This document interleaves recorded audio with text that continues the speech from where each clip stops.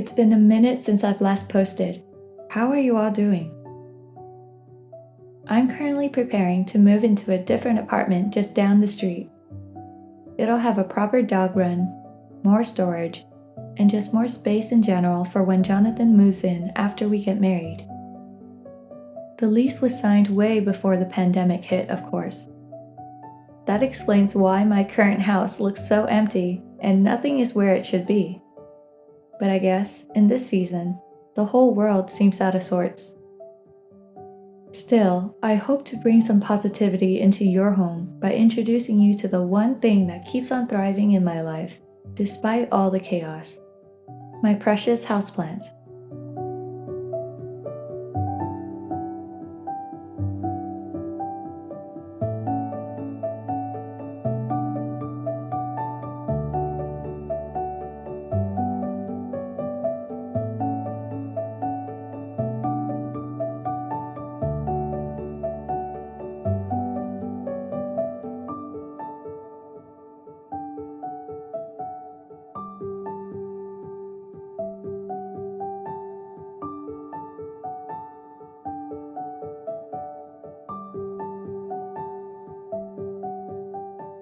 By the words of Annie Dillard, how we spend our days is, of course, how we spend our lives.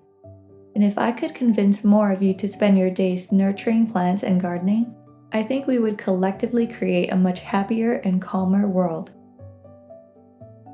I'm going to start with my blueberry bush.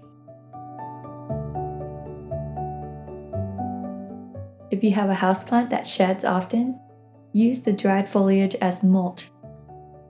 I did this with my Christmas tree as well. Not only does mulch help you conserve moisture, it also prevents weeds and eventually decomposes into organic matter, rich in nutrients and great for the plant. It's like a natural process of recycling. Nothing ever goes wasted.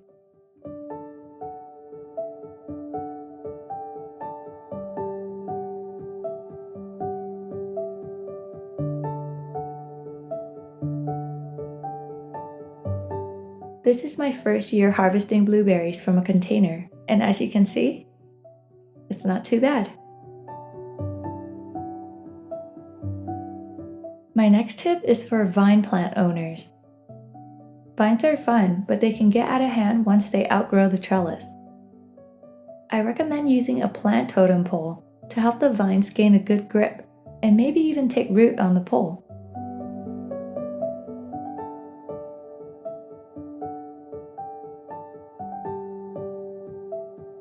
This is my wild beetle leaf plant, otherwise known as la lotte in Vietnamese. We use these leaves in a delicious traditional meal called the 7-course beef. It has an herbal, peppery taste that's just so memorable. I hope you'll get to try it one day. Maybe I can cook it for you guys on my channel once the la lotte gets bigger. Anyway, since most vines are tropical, it thrives on humidity. So give it a good misting every other day for the best results.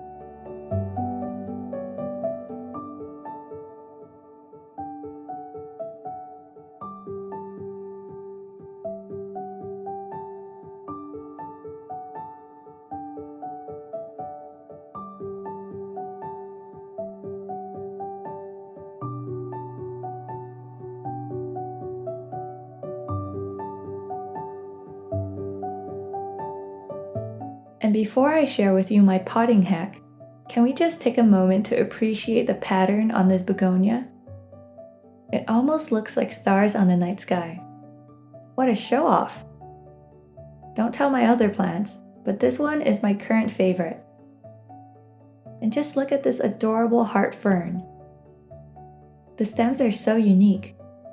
It's rigid and wiry. It doesn't really feel real at all. I named her Lily because the way her leaves fan out reminds me of water lilies. Alright, enough with the fangirling. Here's my potting hack. If the original container is a little too big for the planter you want, just trim off the top and you're good to go. I love these round planters, but they don't have drainage on the bottom, so I can't plant anything directly inside. Otherwise my plants would eventually get root rot and die. This is a great trick for when you find a planter you really want to use, but it doesn't come with a drainage hole. It happens to the best of us.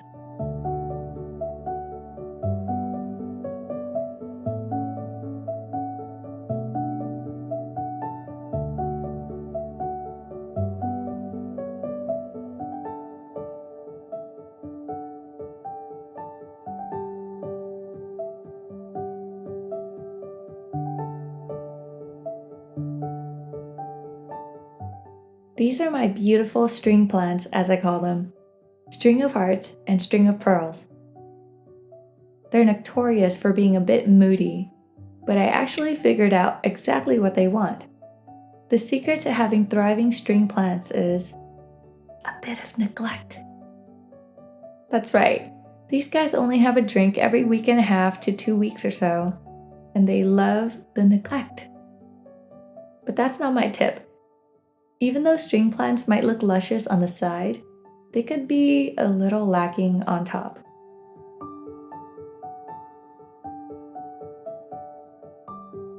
This is an easy fix. Just grab some spillage on the side and whoop, cover up the top. The plant will continue growing healthily as though nothing weird just happened, and no one will be the wiser.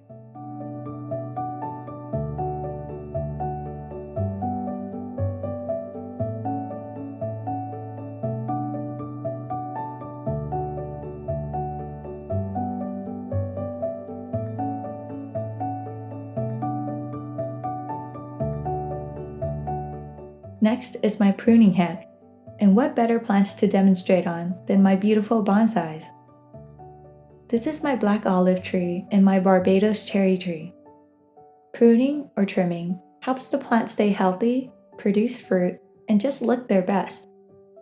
Gently run your fingers through the plant to dislodge any dead or dying leaves before trimming off branches at their base. The other techniques really depend on the type of plant, but you can generally apply these 2 tips to most small bushes and houseplants. Since we're working with bonsais here, I'm just trimming away any branches that point inwards, downwards, or crosses paths with another branch. My goal is to keep these mini trees looking as tidy and zen as possible.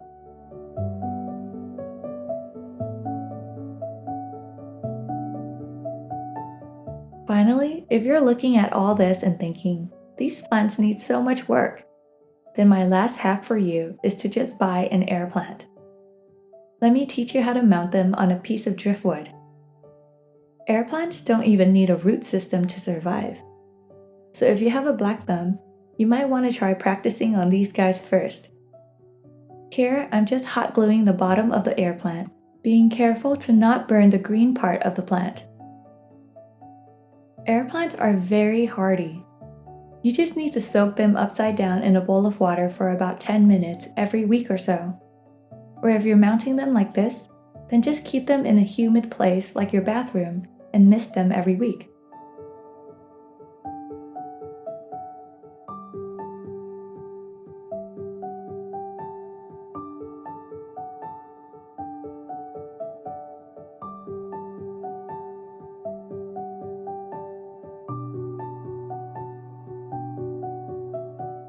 After simply gluing on a few air plants and mosses, it already looks like a beautiful living art piece.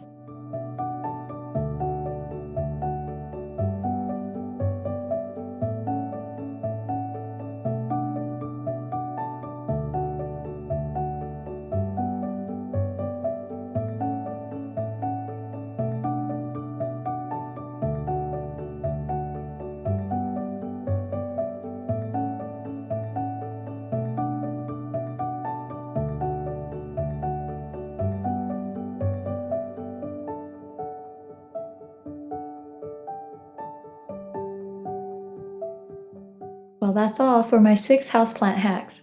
I hope you enjoyed them, and I can't wait to show you how I style each one of these in my new apartment. From now until I move in May, there will be one enormous surprise that I'll be revealing. So turn on your notifications and follow me on Instagram to stay tuned.